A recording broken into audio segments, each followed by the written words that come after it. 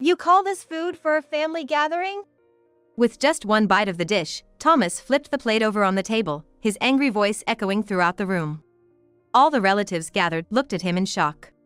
I've never seen anyone toss food on the floor before. I'm sure they all felt the same way. Hey, what's your problem? It's your fault for making such terrible food. You're a stay-at-home wife and you serve this on such an occasion? Who'd eat this crap? Thomas snickered. I looked at him with pity and retorted. I didn't make it, you know? What? Thomas's dumbfounded voice filled the room. Now's my chance. The perfect opportunity. I'm not gonna miss the chance to stand up to him after all he's put me through. I took a deep breath and composed myself. My name is Sarah Mitchell, 32 years old. Up until a year ago, I was employed at a condominium management company, but I resigned upon getting married, so now I'm a full-time housewife. If it weren't for the strong insistence of my husband Thomas, I might have continued working there. But Thomas really wanted me to be a stay-at-home wife. I obliged and listened to Thomas's request, leaving the company. Honestly speaking, I wanted to work a bit more, but considering Thomas's earnings, I figured we could comfortably live without me pushing myself to work. Thomas works at a major consulting firm. Initially, we met through work, and as we were in charge of similar projects and met often, our relationship blossomed from colleagues to a romantic one, ultimately leading to marriage. Right after graduating from college, Thomas, who had been hopping through various consulting firms, was competent and articulate. While working with him, I was impressed by his work ethic and initiated a romantic approach from my side. I never thought someone like him would pay attention to me, an ordinary person in terms of looks and abilities, but I was surprised when he responded to my feelings. I was so happy that, after getting into a relationship with him, I unabashedly gushed about him to my friends. My friends seemed a bit perplexed, but from the bottom of my heart, I believed that this was the pinnacle of happiness. Even when we decided to get married just over a year into our relationship, I was totally walking on air, all giddy and joyous. Little did I know what kind of misfortune was awaiting me. Listen, I'm busy with work on weekdays, so I'm gonna come home only on weekends. Sorry, but please be okay with that. On the day that we had our wedding ceremony, he casually mentioned this right after we came back home. I, who thought that a happy married life was about to begin, was utterly shocked by this unignorable statement. Wait, what does that mean? That means I'll come home only on weekends. It helps to maintain the feelings we had when we were dating, right? But... Do you have a problem with it? No, I don't. I was, to be honest, dumbfounded by this sudden proposition. Coming home only on weekends, isn't that what's commonly referred to as a weekend marriage? It's strange to decide such an important thing all by oneself. If he really wanted a weekend marriage, he should have told me before we got married. Why did he suddenly proclaim this on the very day we registered our marriage? Sure, seeing each other less might help maintain some of the excitement. But isn't it a natural desire to want to be with the person you love all the time? My initial enthusiasm for our new marriage was quite dampened, and I was more downhearted than I anticipated. Thomas, seeing me like that, treated me unusually kindly that day, whether it was out of pity or to improve my mood, I'm not sure. That night, we engaged in our first night as a married couple, and I was able to momentarily push the thought of our weekend marriage out of my mind. Perhaps this was a strategic win for Thomas. In hindsight, Thomas's declaration at that time was just the beginning. Indeed, what lay ahead was much more harrowing than a mere weekend marriage, something I couldn't even begin to imagine at that time. 2 months into our marriage, Thomas, true to his prior declaration, only came home on the weekends. I, as a stay-at-home wife, had a desire to serve dinner to my husband who came home tired every day, but my enthusiasm deflated all at once. There were also times when he'd come home on the weekend but would take his meals out. So, Thomas rarely tasted anything I made. For a while, I had been subtly insisting that we abandon this weekend-only marriage lifestyle, but Thomas suppressed my opinion, saying, "Huh? Even though you're just a housewife, you're opposing what I say?" As if he was the most important person in the house. Sure, I was a housewife, but that was because Thomas wanted it. Now I realized that Thomas had made me quit my job so he could control our home life exactly as he wished. He steered things so that I had to depend on him financially and couldn't oppose his commands. That must have been Thomas's aim all along. At night, tears of frustration would spill into my bed. Why on earth did it turn out like this? I just wanted to have a happy married life. Lamenting is too late now. I have no choice but to wait patiently until Thomas changes his mind. I felt like I was thrown into a tunnel without an exit, filled with anxiety. When our marital life entered its third month, Thomas rarely came home, even on weekends. This wasn't our agreement. Is there any meaning to being married in a situation where we hardly ever see each other as a couple? Can we talk about our life again, please? I asked this with courage once again on a Friday night. Thomas, perhaps having been out drinking with his colleagues, reeked of alcohol. At the same time, a sweet fragrance, like osmanthus, wafted through. I was taken aback. That couldn't possibly be, right? I've told you over and over. I ain't planning to change now. Even though he was drunk, Thomas, as always, pushed through his point. But this isn't what we promised. You said we would spend at least the weekends together, didn't you? What about now? You're not coming home on weekends either. I never agreed to this from the start. At that, Thomas's face turned beet red. I realized I had soured his mood at a glance. How many times do I have to say it? I ain't budging an inch. Seriously, why do you complain so much? How about you finally get where you stand? Contrary to how he was before we got married, Thomas, who showed no signs of caring for me at all, made me move beyond anger to sadness. Why did Thomas ever marry me? Unable to bear it any longer, I quickly retreated to my own room. When I heard Thomas getting in the shower, I crawled out of my room and sneaked into his. I really didn't want to do something like this, but I can't stand being vulnerable to Thomas any longer. In desperation, I searched through Thomas's room, hoping to find some sort of evidence. Several months passed, and for the most part, Thomas and I were living separately as usual. I stopped saying anything to Thomas, who hardly ever came home. There were things that bothered me more, so I thought I'd just live quietly for now. Then, one day, a call came to my cell phone. It was my mother-in-law. I hadn't seen my mother-in-law since we met for the wedding ceremony. Wondering what she could want, I picked up the phone. Hello? Oh, Sarah? It's me. Hi. Is something the matter? My mother-in-law must have been in a supermarket or something. I could hear noisy voices from the other end of the call. Christmas is coming up. You're gonna come to our place for it, right? All the relatives are gathering, and we want you to come too, Sarah. Oh, for Christmas. Yes, I'll definitely come. But I thought my mother-in-law might know something about Thomas, so I decided to throw a question at her. Have you talked to Thomas recently? Thomas? Oh yes, I've talked to him several times.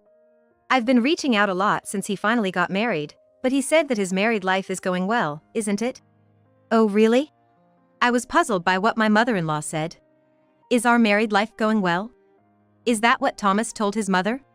Where in our weekend marriage does it look like things are going well? But then it hit me. Thomas has been deliberately lying to his mother, saying our married life is sailing smoothly. My mother-in-law is a worrisome type when it comes to her son, kind-hearted if said nicely, overprotective if said harshly. Although we've only met once, it was clear from our first meeting that she adores her son. I think everything Thomas told you is probably a lie. The truth is, I confided in my mother-in-law, expressing that Thomas had declared from the get-go in our marriage that he'd only come home on weekends, and recently, he hasn't even been showing his face properly even on those days. What are you talking about, Sarah? There's no way Thomas would do that.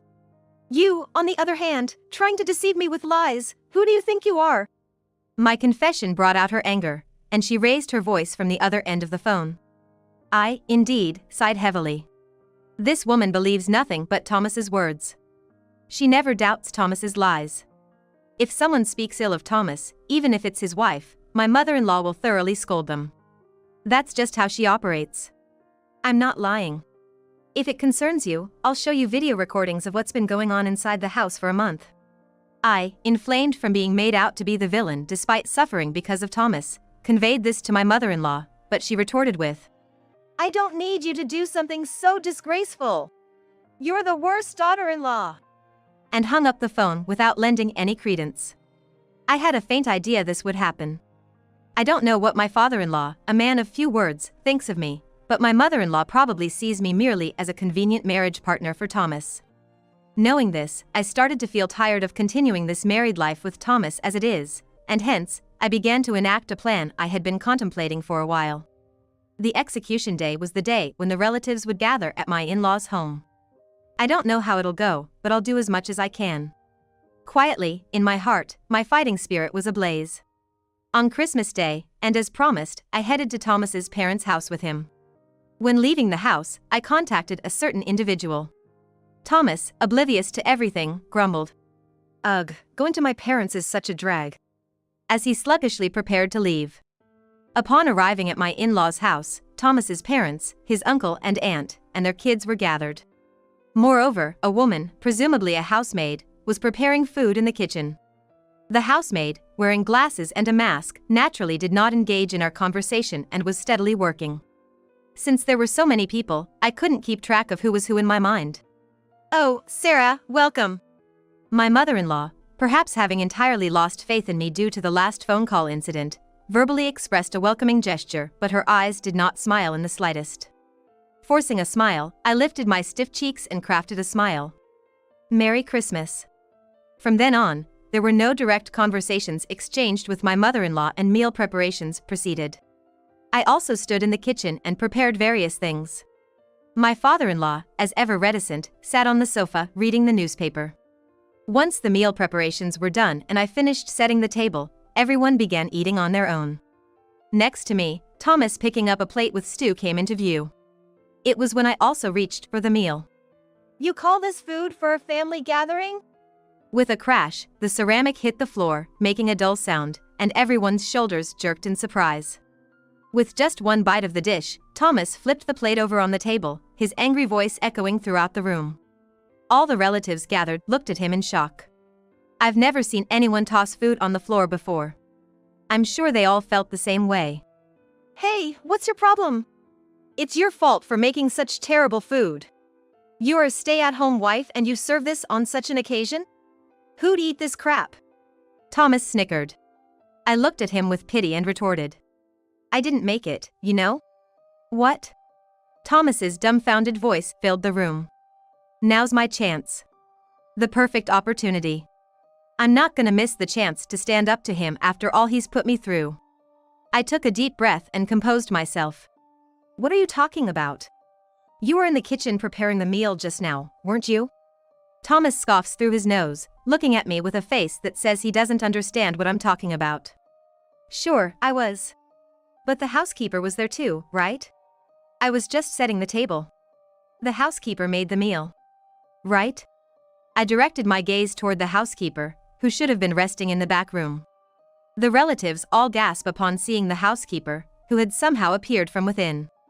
"Yes, that's correct." See. By the way, this housekeeper is someone I hired. Let me introduce her. It's my mother. The housekeeper, no, my mother removed the glasses and mask she had been wearing. Seeing her face, Thomas and my parents-in-law gasped in surprise. My parents-in-law and Thomas, of course, know my mother's face, so they must be shocked to see her here. Weren't you the housekeeper Thomas hired? I didn't know. There's no way I'd arrange that. It seems that my mother-in-law thought Thomas had called the housekeeper, and she's shivering. "Thomas, you know about my mother's work, right? She works at a restaurant, making delicious meals every day. But today, she made it lightly flavored for us. I wonder why you thought I made the meal." That's because you were in the kitchen until just now, weren't you? Thomas, perhaps irritated by my question, raises his voice in anger. Indeed, it might be natural to think that I, who had been standing in the kitchen, made the meal with my mother, if viewed objectively. But Thomas, who hardly ever eats my cooking, doesn't know. The dishes I make are not lightly flavored like the meal my mother made for us today. They often have a strong taste. I prefer richer flavors, so I tend to use plenty of salt and spice. But that's true too. However, the main reason is that you've hardly ever eaten my cooking. That's... What do you mean? Everyone present, except for Thomas, widens their eyes, not understanding the situation. Thomas, his face turning pale, freezes on the spot. I've decided to spill all his insincerities here and now. Thomas declared on the day we registered our marriage that he wouldn't come home on weekdays. That we would only spend weekends together. It's what's known as a weekend marriage. He never mentioned such a thing before we got married. I was shocked. I couldn't agree to it, but even if I opposed or tried to discuss it, he was adamant, saying you, a full-time housewife, don't defy me, and he wouldn't listen to my opinions at all. As the truth about our marital life is revealed one after another, Thomas's relatives look shocked. Among them, my mother-in-law, in particular, barks with a face that says, Not that lie again. There's no way. You're still saying that? I've always received reports from Thomas that he and Sarah are living happily together. Please don't say such embarrassing things in front of the relatives. Seeing my mother-in-law, who defends her son to the end and shows a demon-like expression on behalf of Thomas, I sighed. It's about time. It might be the time to tell that. It was when I, alone, made a decision and clenched my fists tightly. Thomas? Are you there? An unknown female voice comes from the entrance, causing all Thomas's relatives to shudder. As one of his relatives asks, "What's up?" Simultaneously, the living room door opens, and a woman peeks her head inside. Wearing a short skirt, with bright red nails, and shiny hair, she appears to be in her early 20s. After scanning the many people in the living room, she opens her eyes wide and lets out a dumbfounded, Huh? Thomas? What's going on here? The woman, who calls Thomas with a sultry voice, looks around multiple times, bewildered. Everyone but me couldn't understand the situation. Mary! Why are you here? Thomas's mistress, Mary, cocked her head in an increasingly confused manner at his shock. Why? Didn't you invite me? You said you wanted to introduce me to your family, so asked me to come. Huh? When did I ever say that? 2 weeks ago. When the woman shows the screen of her message exchange with Thomas, he gasped. I never sent this. What? Then who did? With the two quarreling vehemently before me, I took a step forward. Nice to meet you, I'm Thomas's wife. I'm the one who invited you here today. I apologized to Thomas, but I took the liberty of sending the message. Huh? Both simultaneously dropped their jaws. Yes. In fact, since the day I received the Christmas invitation call from my mother-in-law, I had been aiming for the moment to strike back at Thomas. And 2 weeks ago, while Thomas sneaked into the bath after coming home late at night, I quietly slipped out of the bedroom and grabbed his smartphone. It seemed that Thomas and Mary were communicating frequently, so I quickly understood she was the mistress. I lied and called her to this place today in order to catch Thomas and Mary in the act. Thomas's relatives who heard our exchange began to murmur. My parents-in-law's faces were turning pale. I suspected something was wrong. Why did Thomas start a lifestyle where he only came home on weekends immediately after marrying me? A weekend marriage. We barely see each other even though we're married, what's the point in it? If he really loved me, I thought he wouldn't choose this life. So, that's because I'm busy with work. I've told you many times, haven't I? Thomas, still trying to resist at this point. Exasperated, I let out a long sigh. Work? Yes, I believed that story at first too. But the scent of perfume from you when you came home at night. I had my suspicions and hired a detective. Huh? Wait, detective, what the hell? Thomas trembled abruptly. I took out the infidelity investigation report from the detective agency I had in my bag and shoved it in front of Thomas and the woman. Suspecting Thomas's infidelity, I had requested an investigation from the detective agency a while ago. Evidence of infidelity was found quite quickly, and thus I was able to obtain a large amount of proof. Your relationship began 5 years ago. At that time, Mary was only 15. You picked her up downtown and started dating. But of course, you couldn't marry a child like Mary. Also, Mary is working as a bottle girl now. So you doubt your parents would approve. But, feeling the pressure from your parents to get married soon, you settled for a safe choice like me. After the marriage stopped the nagging from your parents, you continued to see Mary calmly. Eventually planning to divorce me due to busy work and then marry Mary. That's the gist of it, isn't it? I connected the information obtained from the detective agency report and the content understood through messages between Thomas and Mary, exposing their deceit. What are you saying? Thomas would never. My mother-in-law, trying to take Thomas's side, couldn't vehemently argue anymore before the presented evidence, sagging her shoulders in defeat. Thomas and Mary, shaking, looked at each other in fear. Eventually, Thomas spoke. Hey, you, that's low. You use this tactic to degrade us. What you're doing is filthy. At those words, I felt an anger so intense my veins felt like they'd burst and I screamed. Low? What are you talking about? The low one here is you who didn't come home right after we got married, isn't it? You got close to me while having someone else used me and put yourself on a pedestal blaming me? You were waiting for me to get fed up and conveniently bring up divorce myself, weren't you? But too bad for you. Of course, we're getting a divorce. And we took an equal share of marriage expenses, right? Pay back it to me. I looked between Thomas and the woman, glaring at them with the scariest face I'd ever made. Please. Forgive me. I was wrong. So overlook the repayment. I glared again at the two begging for permission and shouted. Just get out, now. Thomas and the woman, upon hearing my scream, finally fled the house with shrieks. My apologies to everyone for causing a scene. I composed myself and stepped back, sighs leaking from among Thomas's relatives. Everyone was likely at a loss for words, appalled at Thomas's actions. Sarah. I don't know what to say. My mother-in-law, who had believed Thomas and had spoken ill of me, lowered her head awkwardly. My mother and I, having pretended to be maids, left my in-laws' home behind. Probably, I will not visit this house in the future. Thus, my one-year marriage, troubled by Thomas, came to an end.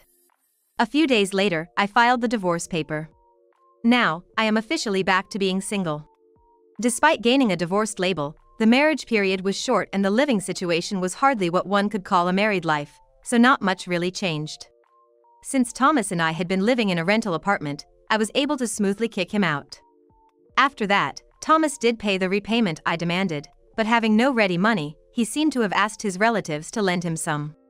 Even though he should have been working for an elite company, he was broke because he had been lavishly gifting the woman with designer bags and clothes. But Thomas's relatives, having witnessed the Christmas disturbance, of course, had no intention of lending Thomas any money. He apparently took a loan from a bank reluctantly. As the two of them were broke, their marriage was inevitably postponed. At the very least, until Thomas repays the debt he's carrying, they shouldn't get married. That's what the parents of both folks seem to be saying in unison. It's likely that my parents-in-law are just fed up with being dragged into troublesome matters. Let him struggle to pay back his debts all he wants.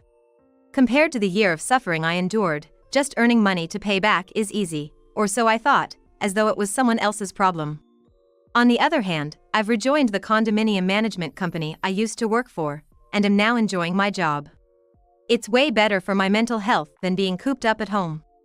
If I ever get married again, I silently vowed to myself that it would be with someone who's okay with both of us working.